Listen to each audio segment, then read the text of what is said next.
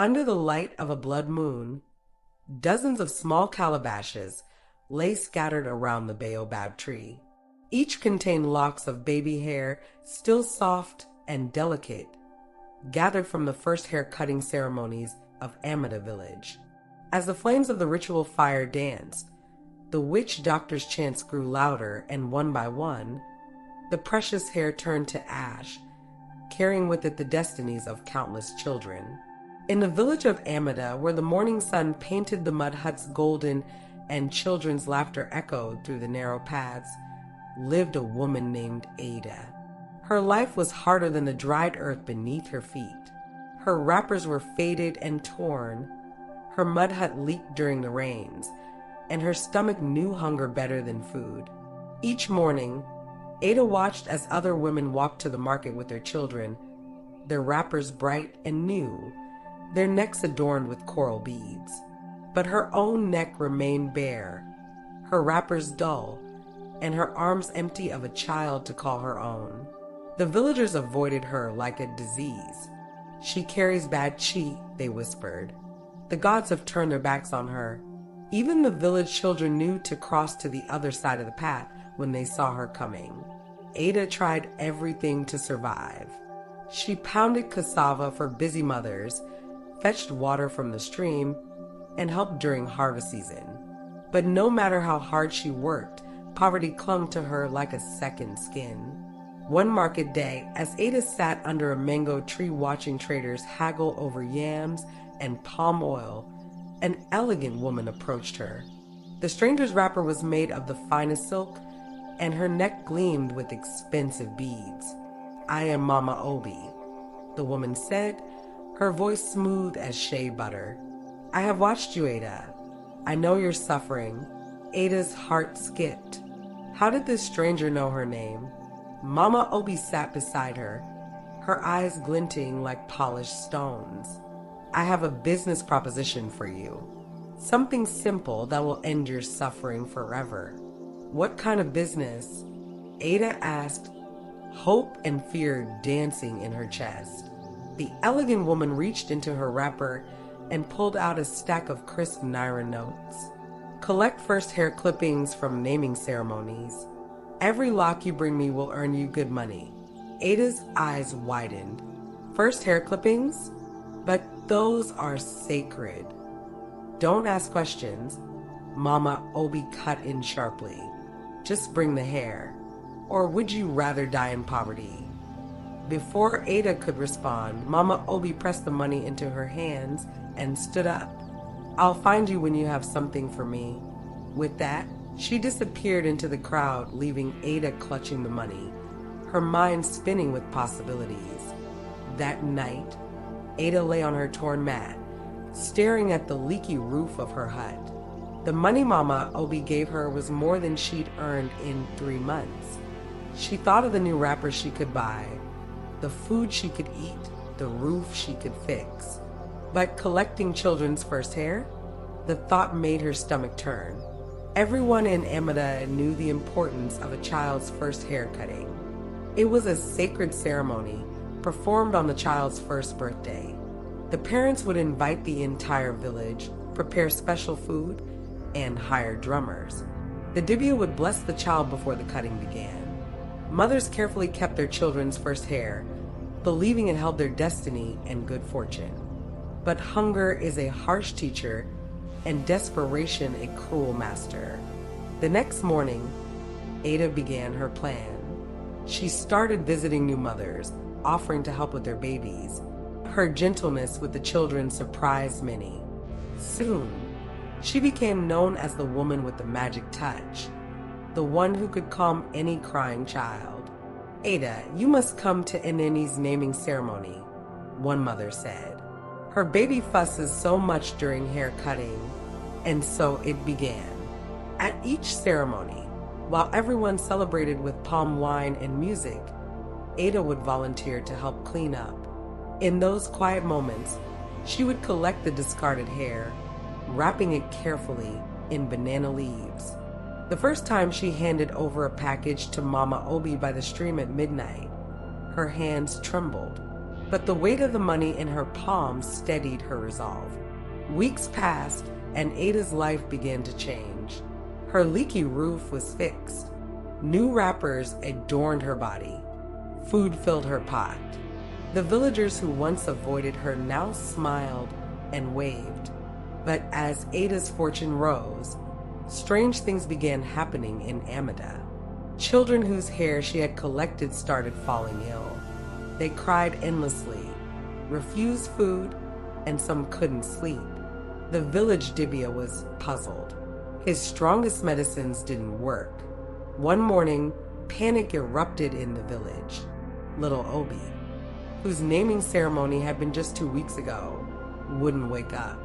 He lay in his mother's arms, breathing but lost in a deep sleep no one could break. The next day, it was Adana's daughter, then Chitty's twins. One by one, children fell into the same strange sleep. Their mothers wept, their fathers consulted dibias from far and wide, but nothing worked. One fateful night, during the biggest naming ceremony the village had seen that year, the naming of the chief's grandson, everything almost fell apart.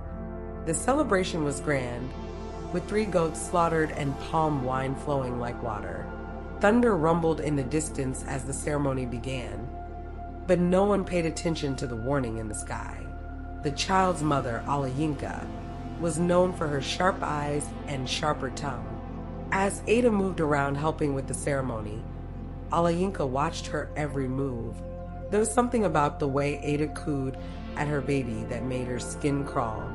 When the time came for the hair cutting, the dibia blessed the child with white chalk and bitter cola. But just as the razor touched the baby's soft hair, a strong wind swept through the compound, extinguishing all the lanterns. Darkness fell, broken only by flashes of lightning.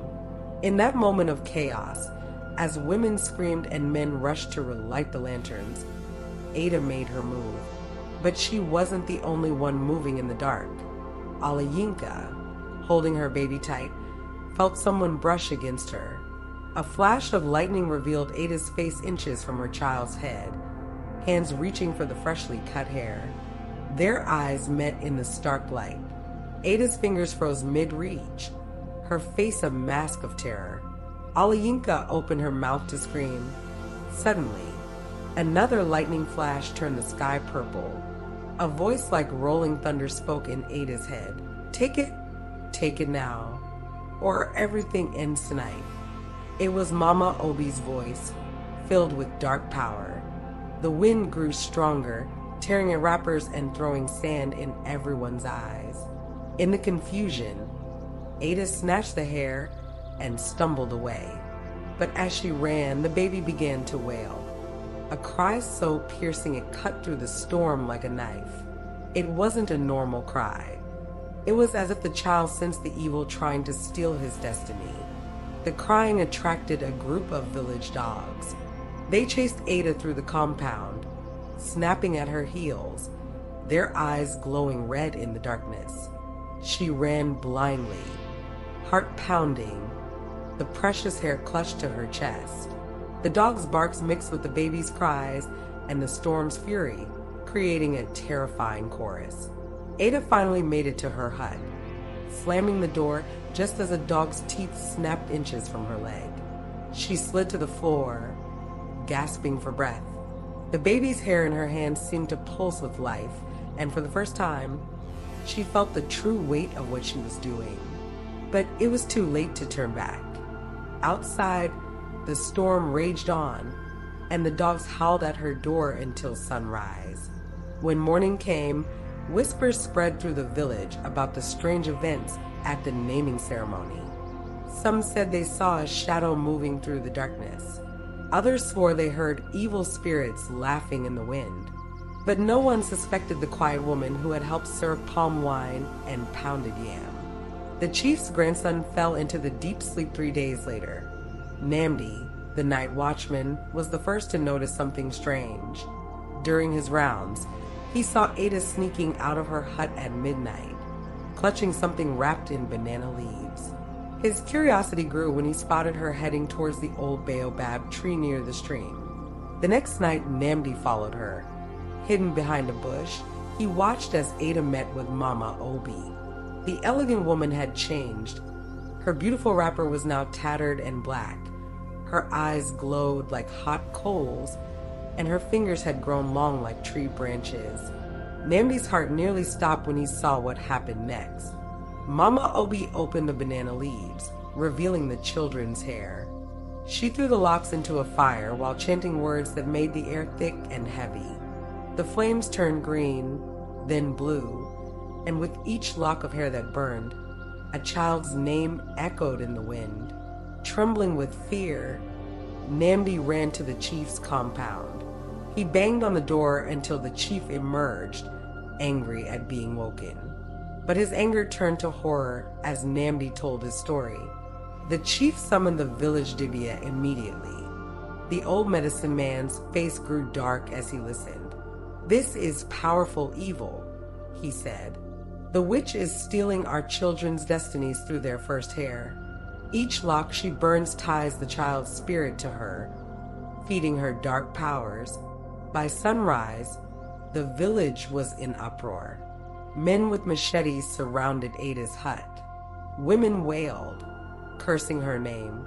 The chief ordered Ada to be brought to the village square. "Why?"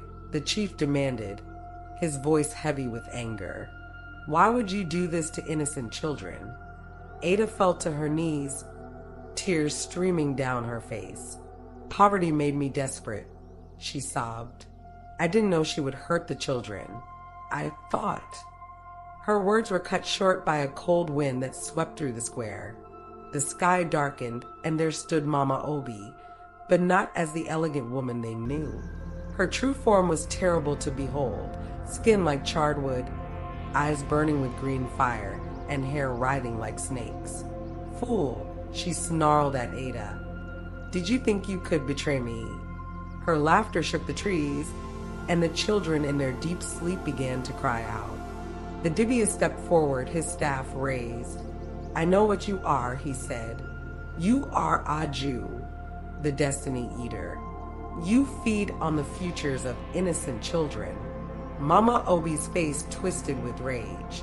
She raised her hands, and the winds grew stronger. But the dibia was prepared. He threw white chalk into the air, forming a circle around her. His chants grew louder, mixing with the cries of the mothers. The battle between the dibia and Mama Obi was like nothing Amata had ever seen. Lightning split the sky. The ground trembled. The old baobab tree groaned and swayed. The dibia's white chalk circle grew brighter and brighter, trapping the witch inside. Suddenly, the dibia pointed his staff at Mama Obi. "Return what you have stolen," he commanded, "or face the wrath of our ancestors." The witch screamed, a sound that pierced ears and shattered clay pots. From her mouth poured streams of light, the stolen destinies of the children. Each stream found its way back to its rightful owner. One by one, the sleeping children began to wake. But the price of evil is always heavy. As the last destiny returned, Mama Obi's power broke. The elegant woman was gone, leaving only a twisted, burned thing that crumbled to ash in the morning breeze. The village turned to Ada. Some wanted her dead, others banished. The chief raised his hand for silence. "Your actions brought evil to our village," he said to Ada. "You helped steal the destinies of innocent children. For this, you must pay." The punishment was harsh, but fair. Ada's tongue was cursed to never speak again, and her feet were bound to never leave Amata. She would spend the rest of her days as a servant to the families whose children she had betrayed, a living reminder that desperation is no excuse for evil. As years passed, Ada became a shadow in Amata. Children pointed at the silent woman who swept the village square, whispering that she was the one who once stole destinies. New mothers clutched their babies tighter when she passed, though she never raised her eyes to look at them. The story of Ada and the first hair trade became a warning passed down through generations. Parents taught their children to guard their blessings, for there will always be those who would steal them. And on quiet nights, when the wind blows through the old baobab tree, people say you can still hear the echoes of Mama Obi's wicked laugh, reminding Amata that evil often comes wearing a beautiful smile.